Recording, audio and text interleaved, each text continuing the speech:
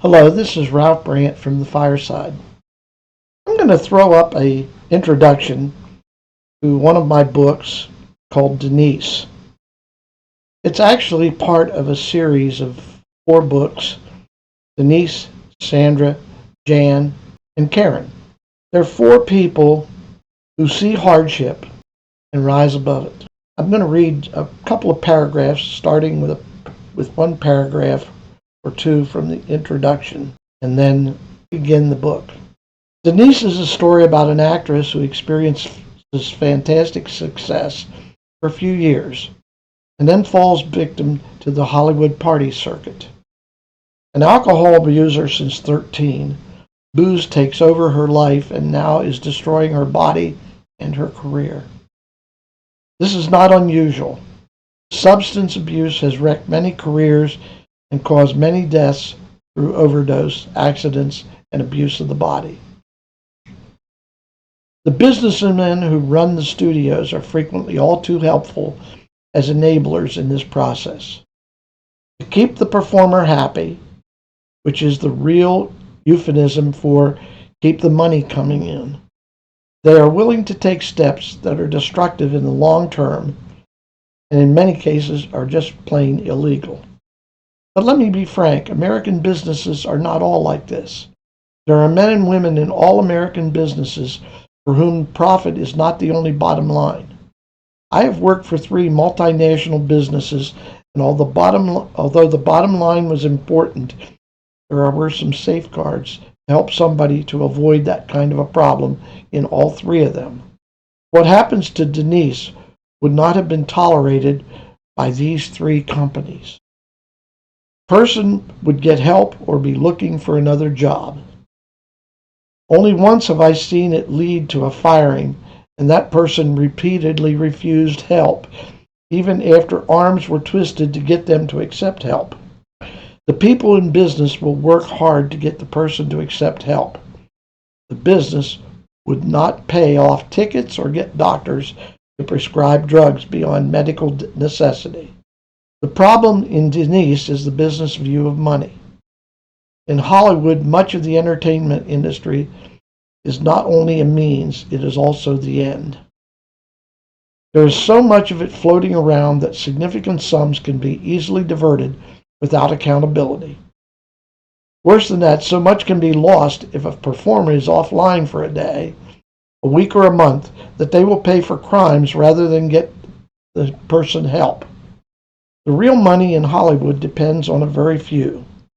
They must be kept online even if it destroys them as a person or kills them.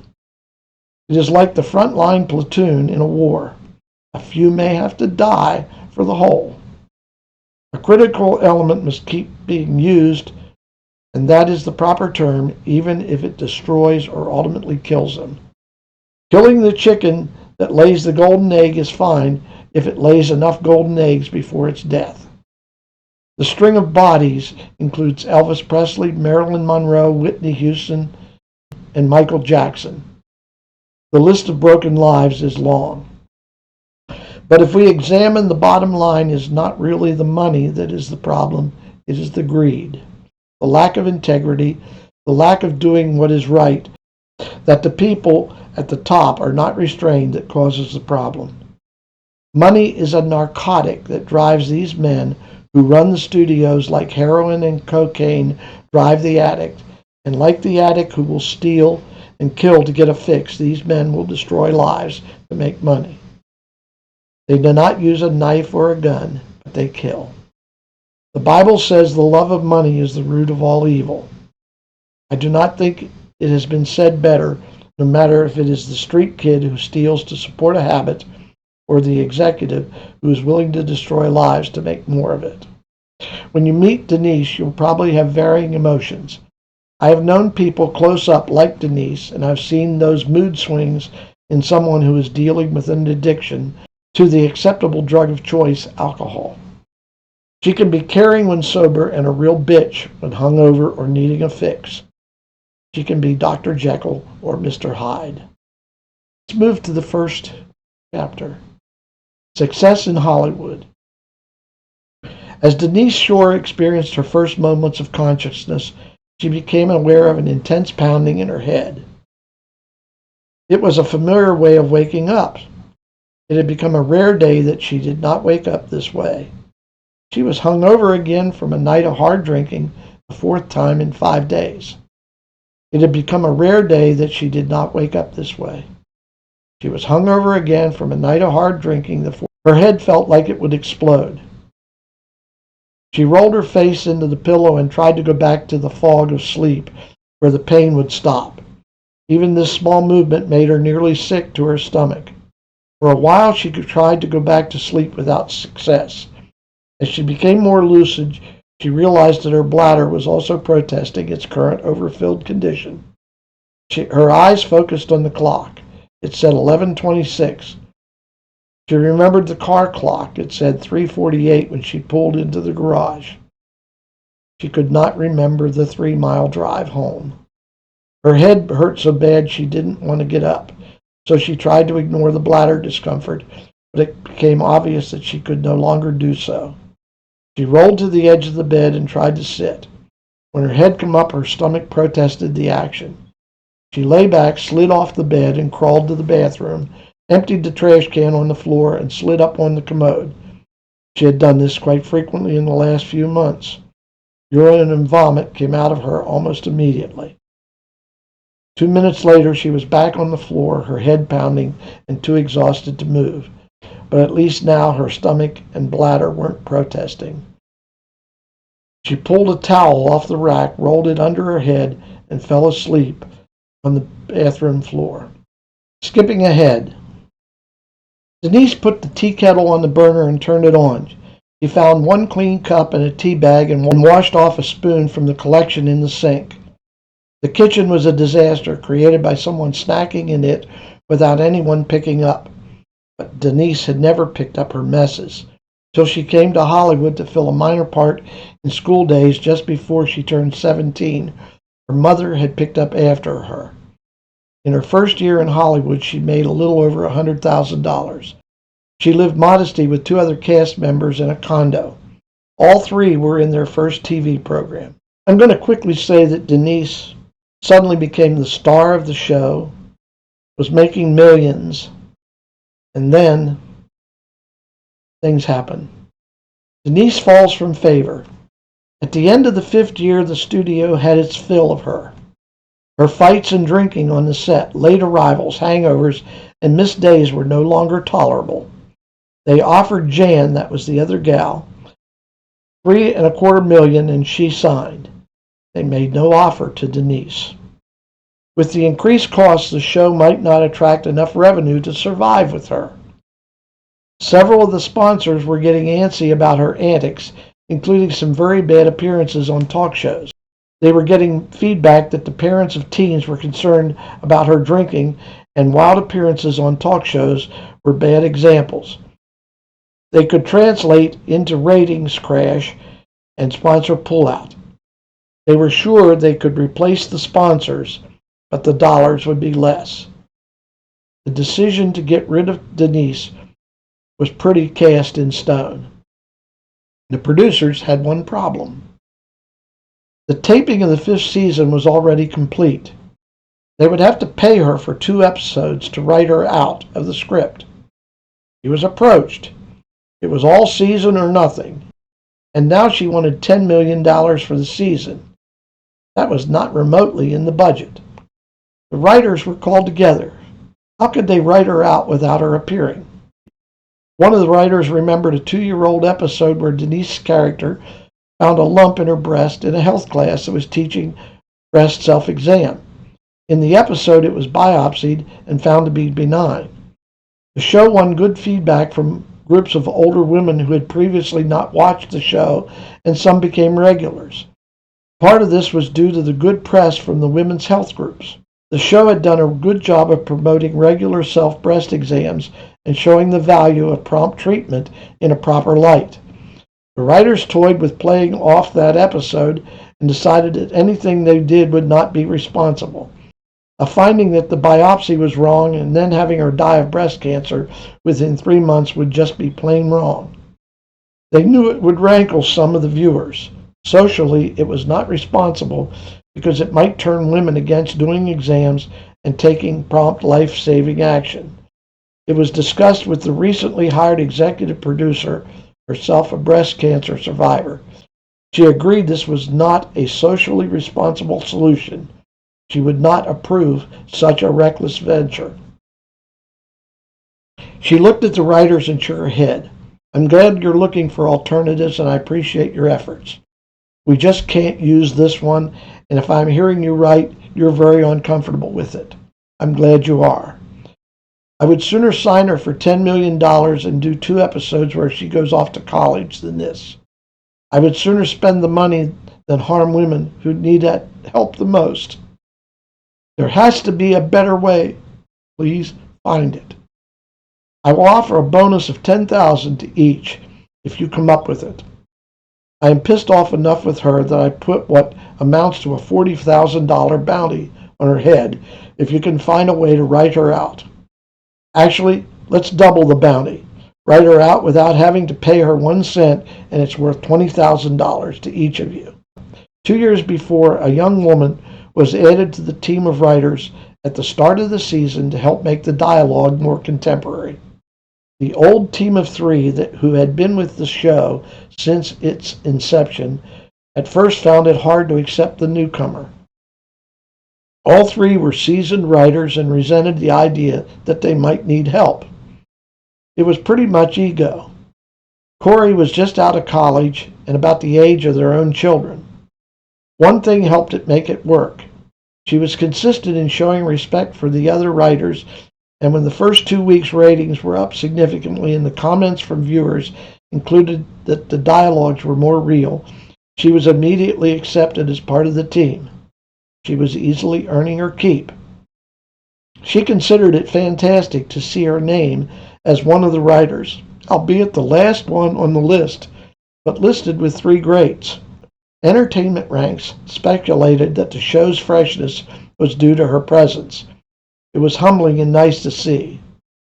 When this show ended, she would have a shot at something very good. The senior writer underscored it for her one afternoon. She and Helen were in the restroom together. Helen looked at her. When this show is over, and it will be someday, when I get another position, I will be recommending you for a position on the writing team if I have any pull. You have been a fresh view on this show. We were getting stale when you came, and we are now hitting it hard every show. You have helped with the dialogue, and just as important, all of the rest of us are looking over our shoulders and trying to stay ahead of you. Don't give us time to relax. Keep at it. You're making us better. Corey just stared and then hugged the woman. I have learned more about writing by working with you 3 than I did in college. I would love to continue to work with any or all 3 of you. I have so much to learn. Maybe someday I will lead a team, and if I am, it will be because of what you have taught me. The woman responded, that scares me. Why?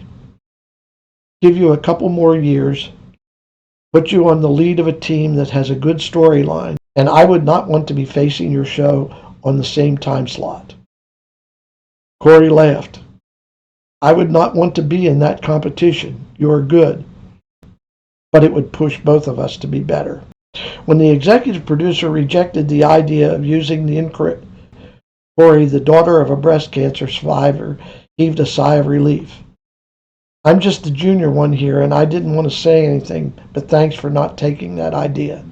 I didn't think it was responsible, but I know how much pressure there is to write her out. I would like to see her gone. She had been nasty to the other writers without reason. It is a lot of money, and I know we have to do it. Paying that extortion is not an option, but doing it that way could be damaging to women with benign tests.